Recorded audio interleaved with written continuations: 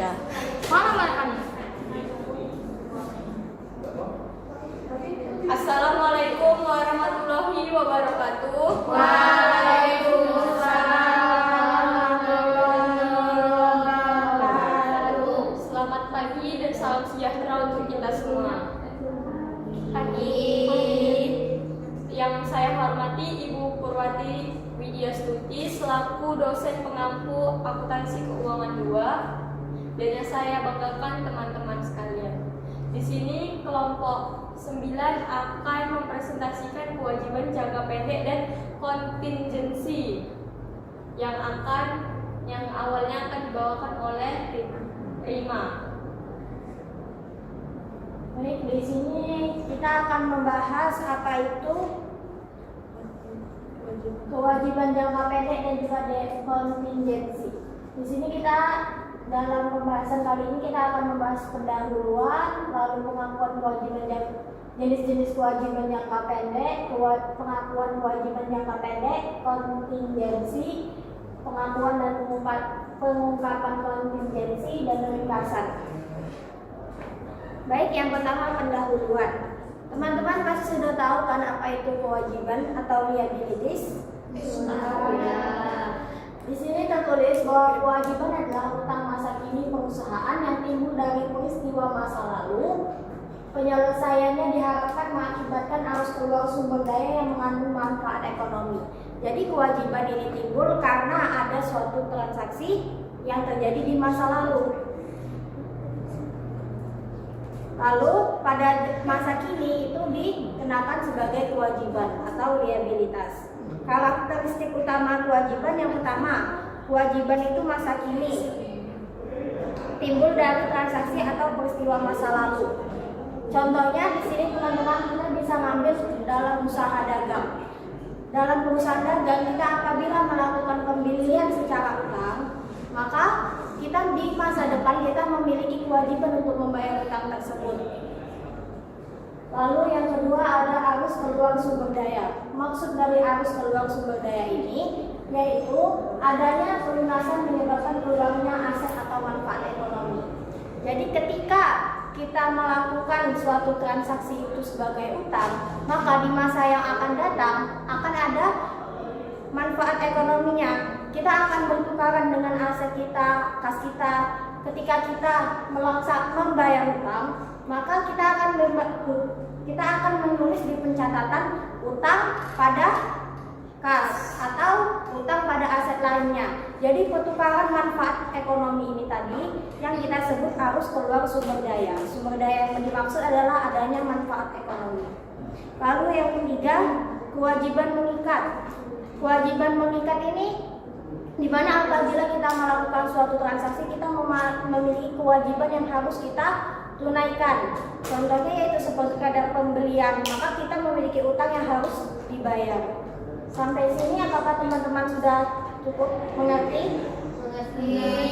Lalu lanjut kita ke jenis-jenis kewajiban jangka pendek. Di sini ada beberapa jenis kewajiban jangka pendek. Ada utang usaha, lalu beban terutang, utang dividen, lesor bayar, pendapatan diterima di muka, bagian jangka pendek, utang jangka panjang. Di sini teman-teman sudah familiar kan dengan semuanya? Sudah. Jadi sepertinya tidak perlu saya jelaskan kembali. Baik, lanjut kepada teman saya. Baik, di sini kita akan bahas tentang pengakuan kewajiban jangka pendek. Di bagian ini kita bahas tentang kewajiban jangka pendek. Jadi gampangnya, kewajiban jangka pendek itu adalah utang atau kewajiban yang harus diselesaikan dalam waktu dekat, biasanya kurang dari 1 tahun. Nah, ada 4 kriteria utama. Yang pertama, ada kewajiban itu diselesaikan dalam siklus operasi normal, contohnya kayak utang dagang ke supplier. Yang kedua, kewajiban yang memang tujuannya untuk diperdagangkan atau istilahnya held for trading. Yang ketiga, kalau jangka tempo dalam 12 bulan setelah tanggal laporan keuangan. Yang keempat, perusahaan tidak punya hak untuk menunda pembayaran lebih dari 12 bulan. utangnya biasanya pakai nilai nominal tanpa diskonto, soalnya jangka waktunya pendek, jadi efek diskontonya nggak terlalu berpengaruh. Berikutnya, di sini ada kontingensi atau definisi dan konsep. Liabilitas kontingensi definisinya merupakan kewajiban potensial yang timbul dari peristiwa masa lalu, namun keberadaannya dikonfirmasi oleh kejadian yang tidak pasti di masa depan, atau kewajiban masa kini yang tidak diakui karena satu, kemungkinan terjadi arus keluar, atau yang kedua, jumlahnya tidak dapat diukur.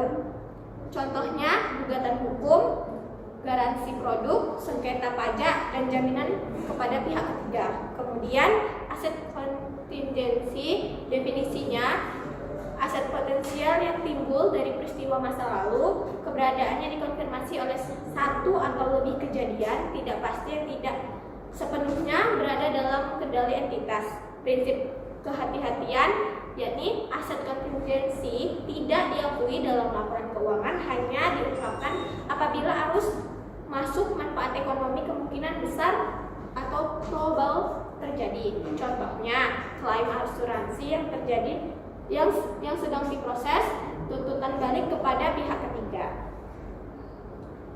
Kemudian di sini di slide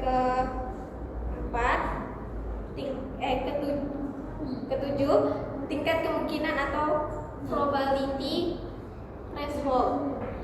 Yang pertama itu sekiranya kalau kemungkinan lebih dari 95% atau hampir pasti itu diakui sebagai provisi. Nah, kalau lebih dari 50% masih juga diakui sebagai provisi. Kalau antara 5% sampai 50% itu belum diakui, tapi harus diungkapkan di catatan laporan keuangan. Dan kekurangan dari 5% itu dianggap kecil banget, jadi nggak perlu diungkapkan.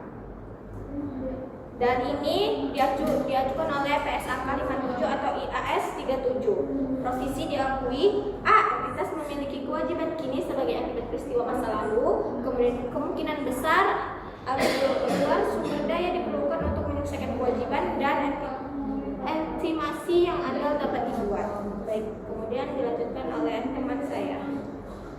Baik, setelah kita memahami konsep kontingensi, sekarang kita masuk ke pertanyaan utamanya. Kapan kontingensi diakui dan kapan cukup diungkapkan saja? Tabel di slide ini menunjukkan 4 kondisi yang menentukan perlakuan akuntansi. Yang pertama, jika kemungkinan terjadinya besar probable dan nilainya bisa diukur, wajib diakui sebagai provisi dalam neraca sekaligus dijelaskan di catatan keuangan. Jika probable tapi tidak bisa diukur, tidak diakui namun tetap diungkapkan keterbatasannya. Jika hanya mungkin terjadi possible, tidak diakui tapi wajib diungkapkan di catatan atas laporan keuangan. Jika kemungkinan kecil atau remote, tidak perlu diakui maupun diungkapkan. Lalu apa saja yang konkret harus ditulis dalam catatan keuangan saat ini? Membaginya ke dalam 3 kelompok. Kolom pertama, kewajiban jangka pendek. Harus mencantumkan rincian tiap jenis kewajiban, nilai nominal beserta tanggal jatuh tempo, tingkat bunga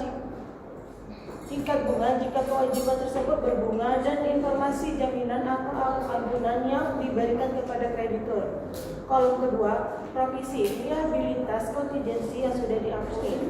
Harus ada rekonsiliasi nilai tercatat dari awal hingga akhir periode, termasuk provisi baru yang ditambahkan, jumlah yang digunakan dan dikembalikan provisi yang tidak jadi dipakai. Selain itu, jelaskan sifat kewajiban dan estimasi kapan akan diselesaikan. Kolom ketiga, kontingensi yang tidak diakui. Walaupun tidak masuk neraca, perusahaan tetap wajib memberikan gambaran sifat kontingensi tersebut, estimasi dampak keuangannya jika bisa dihitung, indikasi ketidakpastian waktu atau jumlah, dan apakah ada potensi penggantian dan pihak lain seperti klaim asuransi.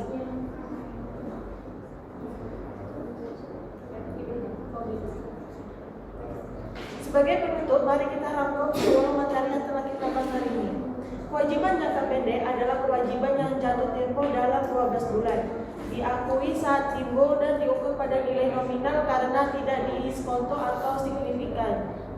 Jenis utamanya meliputi utang usaha, hasil bayar, beban utang, pendapatan diterima di muka, dan utang dividen.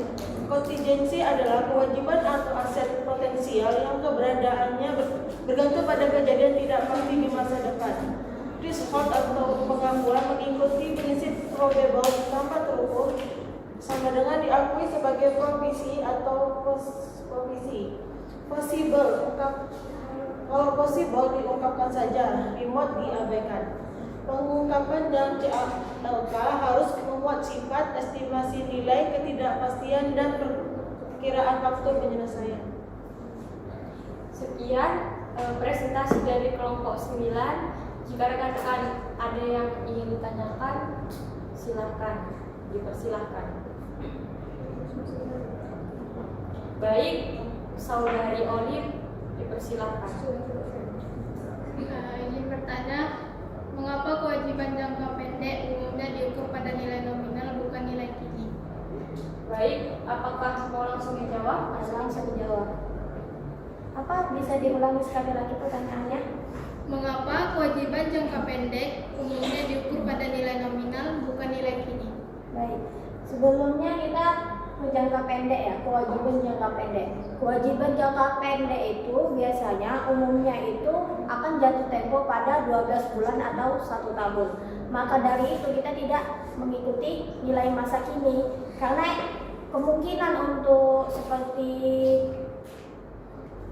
untuk diskonto itu tidak terlalu berpengaruh signifikan. Makanya itu pembayarannya mengikuti nilai nominal awal karena dia bakalan selesai dalam tempo 12 bulan. Apakah cukup? Terima kasih. Sama-sama. Selanjutnya, apakah ada lagi yang ingin bertanya?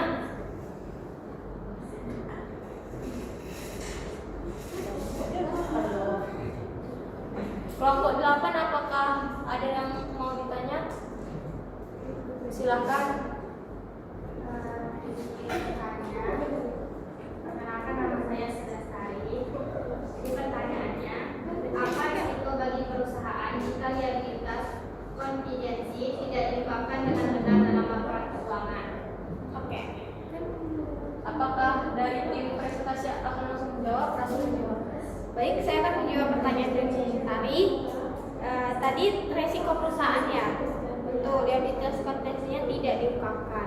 Ini nih, jika liabilitas kontingensi tidak diungkapkan dengan benar, maka laporan keuangannya itu bisa jadi tidak wajar dan menyesatkan karena penggunaan laporan tidak mengetahui potensi kewajiban yang mungkin timbul di masa depan. Hal itu dapat mempengaruhi keputusan investor,